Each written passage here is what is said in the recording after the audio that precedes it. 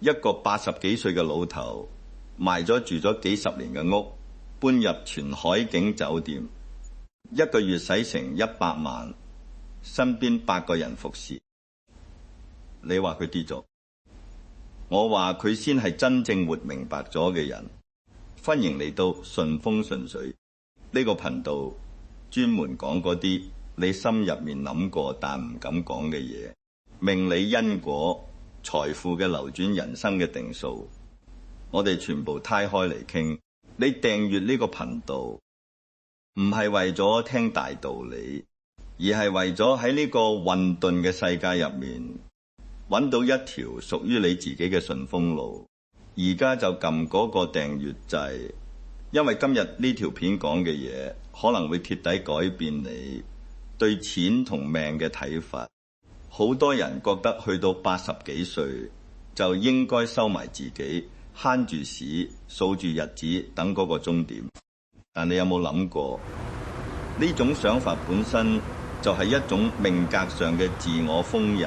風水上講，人嘅氣場係流動嘅，你越係收縮自己，越係慳住，你身上嘅氣就越弱，運勢就越差，身體就越衰。反而嗰啲咁花錢咁享受嘅人，佢哋嘅氣場係打開嘅，財氣反而源源不絕咁流入嚟。呢個唔係我亂噏，呢個係幾千年嚟嘅因果定律。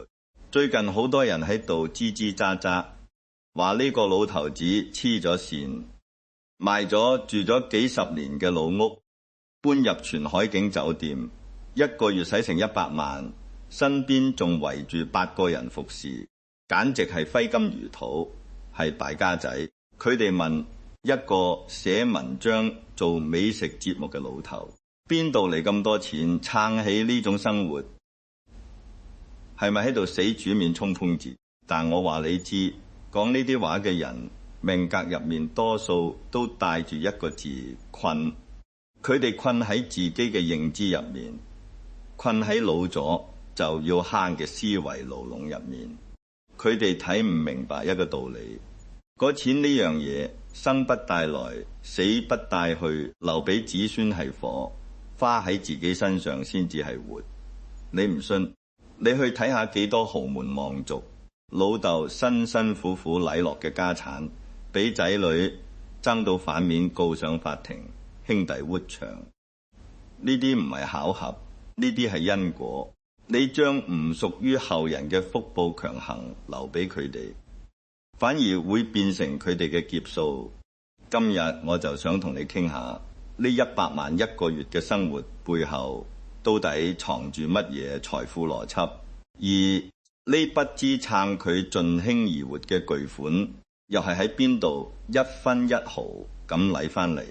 聽完之後，你會發現呢個唔單止係一個老人點樣使錢嘅故事，而係一堂關於命運同財富嘅終極課。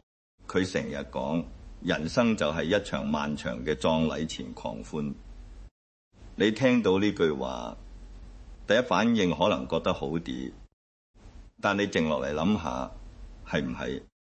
我哋每一個人由出世嗰刻開始，就係行緊去同一個終點，分別只係有啲人行得戰戰兢兢，有啲人行得東生彈眼。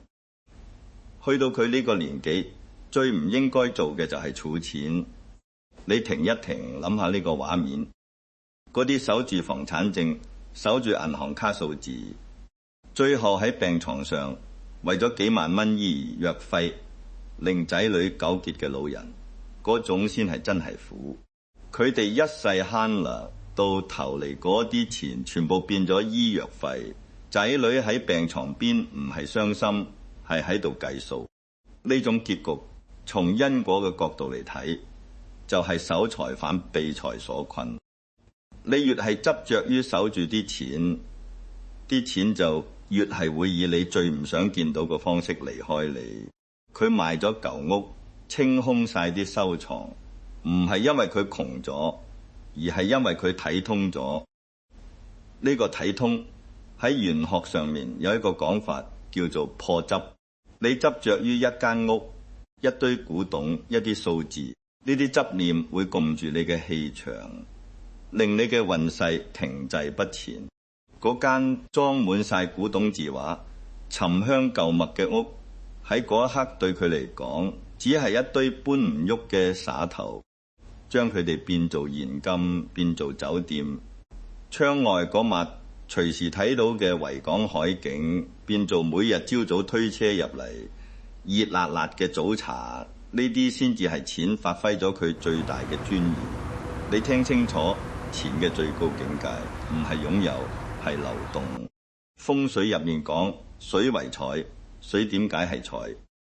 因為水係流動嘅，死水會發臭，活水先至養人。你嘅錢如果一直擺喺度唔喐，佢就係死水，遲早會變成你嘅負擔。但你將佢流動起嚟，用喺令自己舒服嘅地方，佢就會帶動更多嘅財氣流入你嘅命盤。咁錢到底邊度嚟？呢個先係今日最精彩嘅部分，你一定要聽落去。好多人以為佢係靠嗰幾本散文集，講真，寫狗可以致富，你真係諗多咗啦。佢寫咗60幾年，出咗100幾本書，版稅確實係一直冇斷過，但呢啲只係佢嘅零用錢。100幾本書嘅版稅做零用錢，你聽到呢度係咪已經覺得好誇張？但真正嘅大頭仲喺後面。佢真正嘅財富第一桶金係喺邵氏同嘉禾嗰段風雲變幻嘅歲月入面啟翻嚟嘅。你要知道，嗰陣香港電影係黃金時代，成個亞洲嘅娛樂中心就喺香港。佢做監製，一做就做咗40年，40年啊！你諗下呢個數字，監製係乜嘢？監製就係管錢嘅人，係恰調所有資源嘅人。喺命理學上面，呢種人天生就帶住財星，佢哋唔係揾錢，係錢主動嚟揾佢哋。佢帶住攝製隊跑遍東南亞，跑遍歐美，嗰種高壓之下嘅應變能力，令佢好早就學識點樣令財富增值。你要聽清楚，喺嗰個電影人都可以揮金如流嘅年代，大部分人係跟住潮流一齊使錢，但佢唔同，佢學識咗喺鬧市入面睇清商業嘅本質。當所有人都喺度狂歡嘅時候，佢係嗰個清醒嘅人。電影唔單止係藝術，佢係最高級嘅商品。當你掌握咗商品流通嘅規律，錢自然會揾上門。呢個就係命理上面講嘅逆勢而行，順天而為。大部分人嘅命格係跟住大勢走，所以佢哋永遠只係普通人。但有啲人，佢哋嘅命盤入面帶住偏財格，佢哋天生就識得喺混亂入面揾到秩序，喺別人恐懼嘅時候氹藍，喺別人氹藍嘅時候清醒。後嚟電影圈變咗，佢都變咗。呢個變字好重要。好多人一世都死守住一個行業，一個身份，結果時代變咗，佢哋就被淘汰咗。但佢唔同，佢識得順勢轉身。佢開始寫美食，開始做節目。好多人覺得佢係食貨，成日喺電視上面食飲飲，好似好靚咁。但真相係佢係商人嘅內核，披住食貨嘅外衣。你聽到係咪成個人都震咗一震？你以為佢只係喺電視上食飲飲？其實嗰啲係品牌建設。佢將對生活嘅講究變做咗一種可以變現嘅信用。而家啲年輕人講 IP， 覺得自己好潮好前衛，但你知唔知佢幾十年前已經做緊 IP 啦？佢個名就係一金字招牌，由菜餸點心到各種食品授權，再到東南亞嘅餐飲投資。呢啲年，佢將自己變做咗一個流動嘅提款機。你聽到呢度有冇覺得好震撼？一個80幾歲嘅老人家，佢嘅商業思維比好多30、40歲嘅所謂企業家仲要前衛。呢個就係命格嘅力量。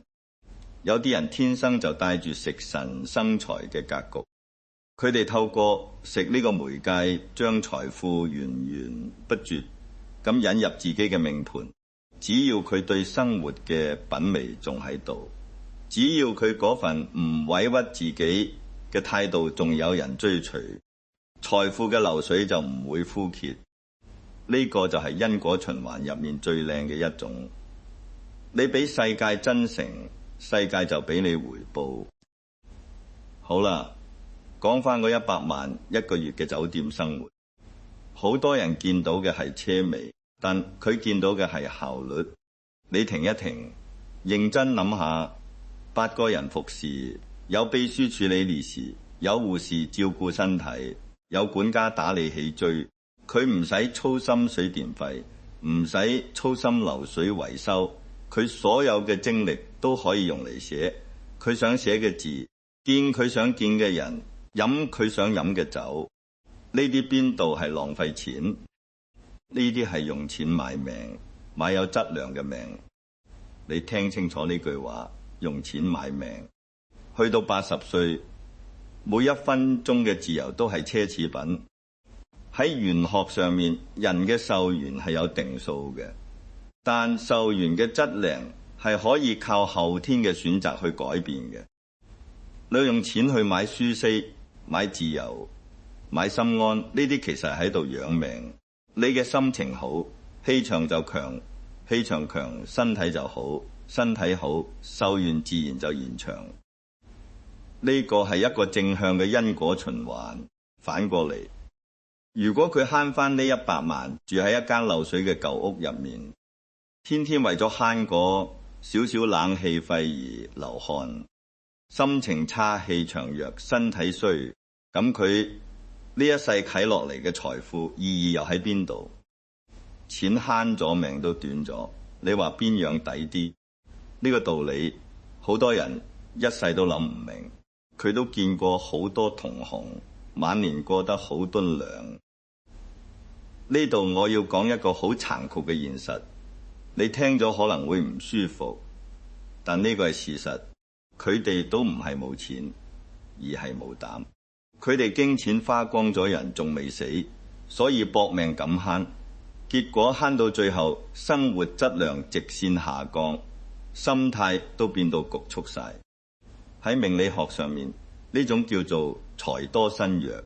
你明明有錢，但你嘅心唔夠強大去求真呢啲錢，結果錢反而變成你嘅枷鎖。你日日擔心錢會唔見，日日計住仲剩幾多。呢種恐懼會侵佔你嘅氣場，令你嘅運勢急速下滑。最後你慳咗一世嘅錢，全部變咗醫藥費同律師費。呢個就係因果報應入面最諷刺嘅一種。你越係怕失去，你就越會失去。佢同佢哋唔同，佢算得清。佢將房產變現，係為咗將死資產變成活現金。喺香港，房產係好多人嘅命根，但在佢眼中，佢只係一個居住嘅工具。當呢個工具唔可以再提供俾佢更好嘅生活體驗嗰陣，佢會毫不猶豫咁抌咗佢。呢種對財富嘅掌控力，唔係睇你擁有幾多，而係睇你敢捨棄幾多。風水上面有句話叫捨得捨得，又捨先有得。你捨唔得舊嘅嘢，新嘅嘢就入唔嚟。你捨唔得嗰間老屋，你就永遠住唔到海景酒店。你捨唔得嗰啲古董字畫，你就永遠換唔到每日朝早嗰杯熱辣辣嘅靚茶。呢個道理簡單到不得了，但9成9嘅人做唔到。佢呢一世最好嘅投資唔係股票，亦都唔係房產，係佢個腦同佢個身體。呢句話你要記住，因為呢個係所有財富密碼入面最核心嘅一條。佢從來唔會低待自己個位，亦都唔會低待自己嘅好奇心。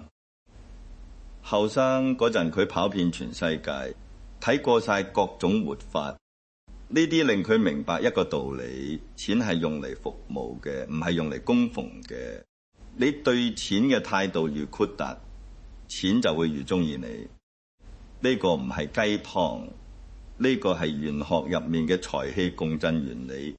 你嘅心態係豐盛嘅，你吸引翻嚟嘅就係豐盛；你嘅心態係記憶佛嘅，你吸引翻嚟嘅就係記憶佛。就好似佢而家呢種生活方式，看似係喺度瘋狂消費，實際上係向世界展示一種老而優雅嘅可能性。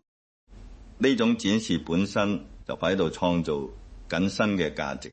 佢越係活得精彩，越係有人想揾佢合作，想用佢個名，財富就越係源源不絕。呢個就係最高級嘅因果循環。好多老朋友問佢，我都想過你呢種生活，但我冇你咁多錢點算？佢嘅回答好絕，你聽下，錢嘅多寡係其次，心嘅通透先係主要。你一個月有1萬蚊，就按1萬蚊嘅法子去進興；你有10萬蚊，就按10萬蚊嘅法子去講究。關鍵喺於你敢唔敢將最後一塊錢花喺令自己開心嘅刀刃上面。呢句話你要反覆咀嚼。佢講嘅唔係叫你亂使錢，佢講嘅係一種心態。喺命理學上面，呢種心態叫做正財心態。你尊重錢，但你唔怕錢。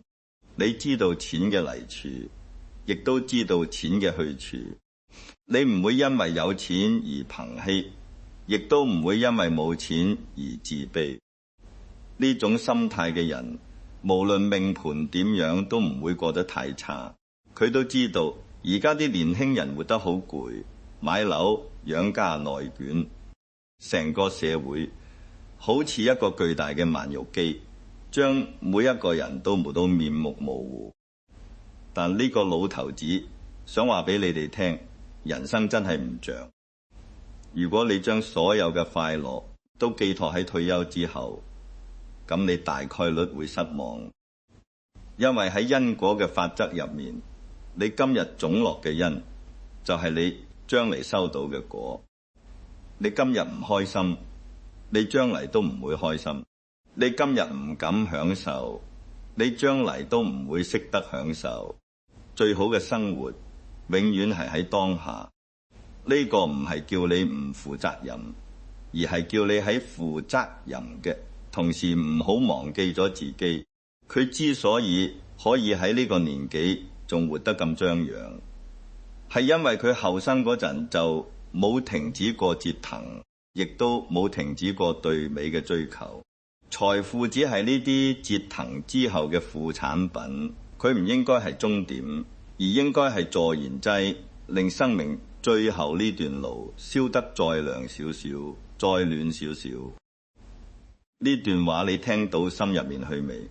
佢之所以活得咁通透，唔係為咗炫耀，而係為咗同大家分享一種唔被傳統道德更加嘅活法。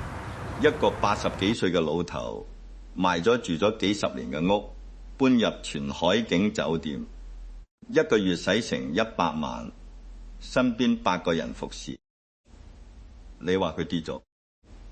我話佢先係真正活明白咗嘅人。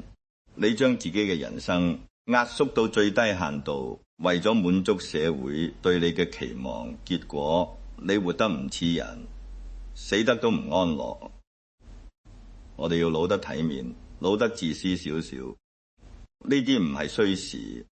當你將自己照顧好咗，唔成為其他人嘅負擔，活得好似一束光咁，其實係對呢個世界最大嘅貢獻。喺風水上面，一個活得開心嘅老人，佢嘅氣場可以庇擁成個家族；反而一個活得苦哈哈嘅老人，佢嘅怨氣會影響到身邊所有人嘅運勢。你話邊種先係真正嘅為仔女好？如果你都覺得人活一世唔可以白嚟，唔可以活得太委屈，如果你都贊成晚年嘅尊嚴係靠自己爭取翻嚟，而唔係靠仔女施捨嘅，咁我哋就真係志同道合啦。今日呢期內容傾到呢度，其實我仲有好多關於點樣賺聰明錢、花通透錢嘅細節未講完。例如當年佢係點樣喺電影合同入面爭取到自己嘅利益，點樣喺餐飲授權入面保護自己嘅品牌，甚至係點樣喺海景酒店入面談到一個最抵嘅長期合約。呢啲都係幾十年嚟總結出嚟嘅生存智慧，每一條都涉及到命理入面趨吉避凶嘅核心法則，每一條都可以幫你喺自己嘅人生入面少行好多彎路。人生呢盤棋快落到最後啦，佢打算將呢啲年點樣活得過癮、賺得體面、玩得痛快嘅壓箱底經驗，都喺呢度慢慢講俾你哋聽。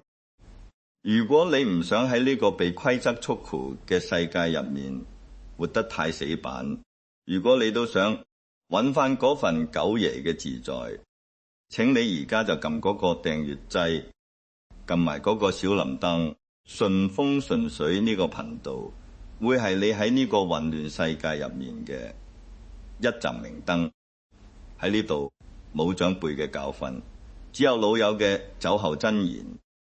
我哋用風水嘅智慧、因果嘅法則、命理嘅格局，幫你睇清人生嘅每一步棋。人生短促，我哋不聚不散。下次我帶你哋去睇下佢嗰8個幫手係點樣各司其職嘅，傾下點樣喺呢個孤獨嘅時代構建一個屬於自己嘅移動寶庫。呢期入面會涉及到一啲好遠嘅嘢，關於貴人格局同命中注定嘅助力，你一定唔想錯過。最後我想問你一個問題，你一定要喺評論區答我。如果你而家有1000萬，你會選擇慳住使等到死，定係好似佢咁樣將每一蚊都花喺令自己開心嘅地方，活到最後一刻都唔後悔？我哋嘅社會成日話老人家要慳啲，留啲俾仔女，唔好咁自私。但你有冇諗過呢啲所謂嘅美德，其實係一種隱形嘅詛咒。關注順風順水，我哋一齊活到老，玩到老，優雅到老。我哋下期見。歡迎嚟到順風順水呢個頻道，專門講嗰啲你心入面諗過但唔敢講嘅嘢，命理因果、財富嘅流轉、人生嘅定數，我哋全部攤開嚟傾。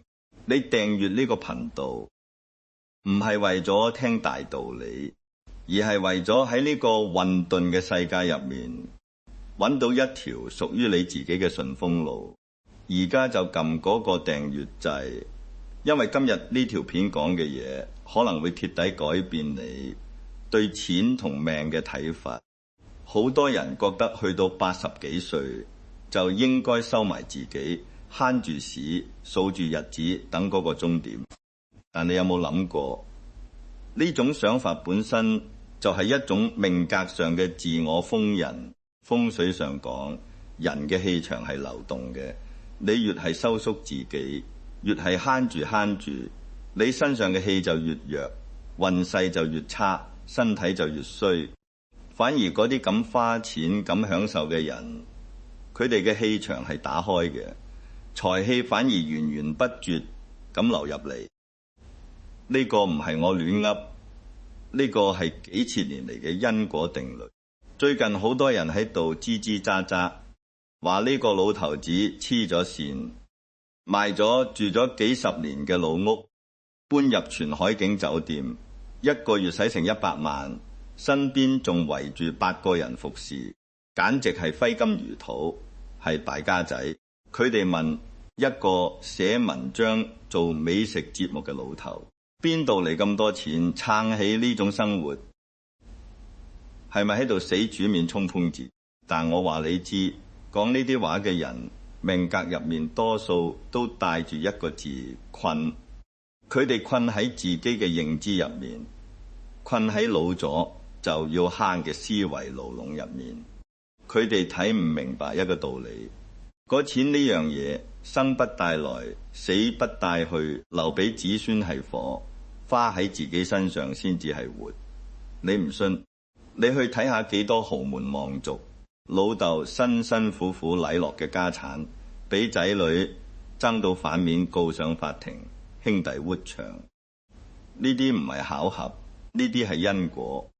你嘅答案其實就暴露咗你嘅命格。